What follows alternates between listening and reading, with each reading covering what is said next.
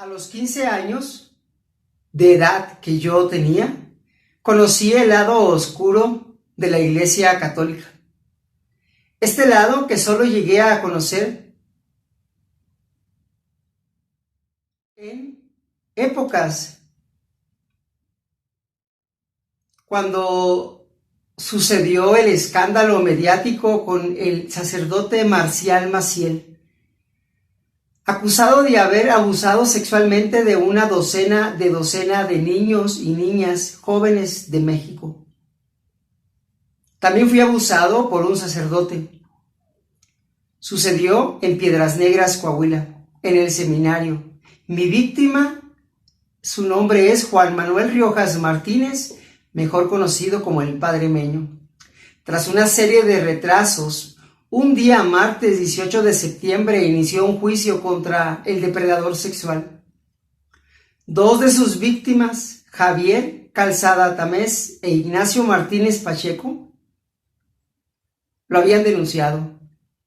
Hoy el sacerdote cumple una condena de 13 años de prisión. Se convirtió en el primer sacerdote condenado por abuso sexual contra menores en el estado de Coahuila, México. Se convirtió en algo histórico para las víctimas del norte.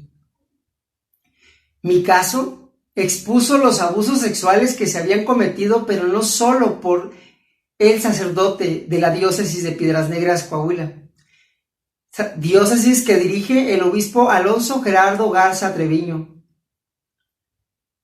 No quedó ahí, sino salpicó a la diócesis de Saltillo, Coahuila, que está abajo, que lidera el obispo Fray Raúl Vera López.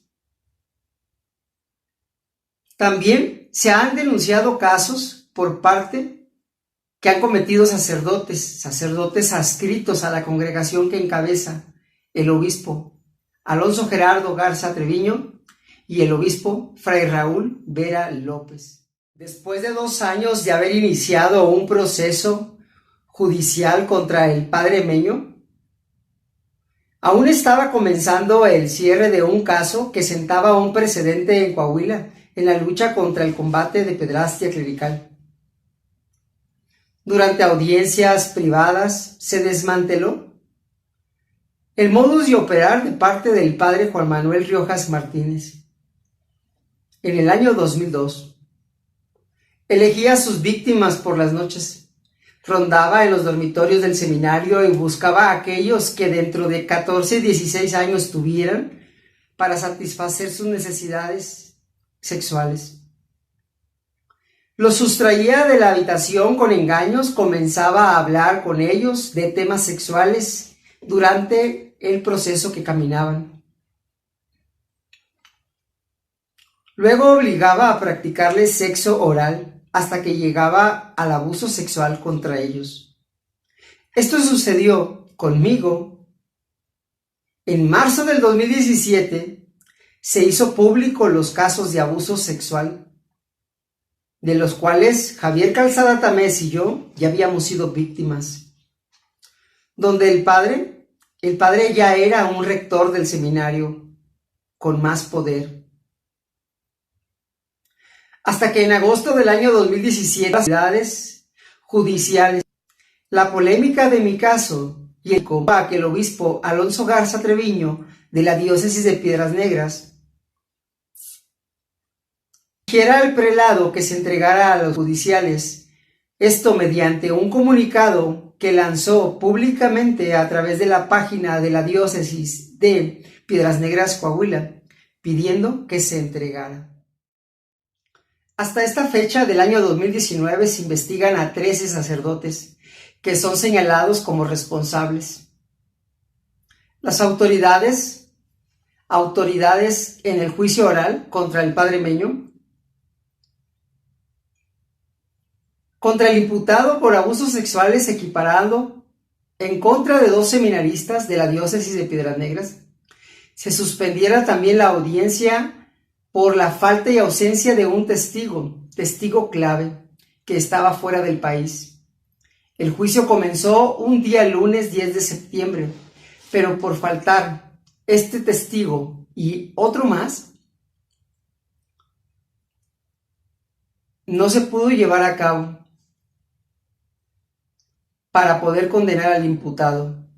Contamos con los suficientes datos de pruebas para obtener la sentencia condenatoria por abusos de pederastia. Nosotros como acusadores esperábamos que llegara finalmente el acumulo aprobatorio, que llegara al tope. Fueron alrededor de 20 a 25 entrevistas con las que nos permitimos aportarlas. La reapertura del juicio contra el padre Meño fue que nosotros nos presentáramos desde las 7 de la mañana en la oficina del delegado de la Fiscalía Región Norte 1 de Piedras Negras, el licenciado Raúl Rigoberto, acompañados de la licenciada Esperanza Polendo y otro agente del Ministerio Público de Piedras Negras. Contamos con el apoyo de 2 abogados que mandó el gobierno del estado de otra entidad de otro estado hacia Piedras Negras para litigar nuestro caso. Los abogados de la defensa, Hugo y Miguel, quien era psicóloga, y el psiquiatra. Claro que por supuesto, los puntuales fuimos Roberto Javier Calzada y yo, Ignacio Martínez Pacheco, quienes llegamos muy de madrugada a las oficinas para estar listos. Un día antes, previo de esta reunión, nos reunimos en la misma fiscalía, donde estuvimos trabajando a puerta cerrada el caso, para poder prepararnos, para poder salir a escena pública y delegar acciones testimoniales entre lo que realizaríamos cada uno de nosotros durante esta audiencia. Ahí reunidos todos, en círculo, más de 8 horas pasamos y recibimos indicaciones. Fueron repetirlas una y otra vez hasta poder comprenderlas. Aunque fue doloroso y vergonzoso para nosotras víctimas ensayar, practicar con gestos, con señas, con sonidos, con ademanes, con acciones, con movimientos, la forma en que nos abusó el padre sexualmente, el criminal, con sotana, fue algo denigrante, pero teníamos que hacerlo. Un criminal con sotana que abusaba de nuestra inocencia, de nuestra fe, de nuestra creencia, de nuestra pobreza, de nuestra vida y de nuestro temor que teníamos a Dios. Abusaba del respeto que le teníamos. Abusó de nuestra vida cadente que vivíamos. Abusó de nuestros sueños. Al ser víctimas y sobrevivientes, todos como nosotros, rompió todo sueño y todo anhelo.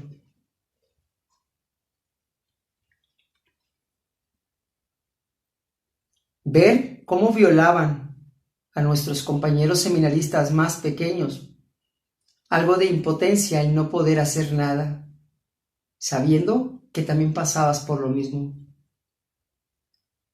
El diablo buscaba por las noches alimento, el diablo buscaba dónde descansar. Sin embargo, el diablo encontró su lugar en la diócesis del Seminario de Piedras Negras, Coahuila. Por 14 años fue encubierto el criminal por su obispo, quien a mí me abusó en el año 2003, se denunció ante su obispo y en el año 2016 volvió a violar a Javier, un hombre valiente que se animó a denunciarlo públicamente y civil, hombre que nos dio el valor a mí, un servidor, a poder levantar la voz con más fuerza, lograr que se destapara una cloaca de sacerdotes pederastas. Para poder corregir el pasado de nosotros teníamos que pasar por lo más denigrante, que era contar, actuar lo que habíamos pasado. Esto que nos pasó fue por haber tomado la decisión de querer llegar a ser sacerdotes, de estar formados en las filas de la vida religiosa. frente a la autoridad, el juez y quien estuviera en la audiencia.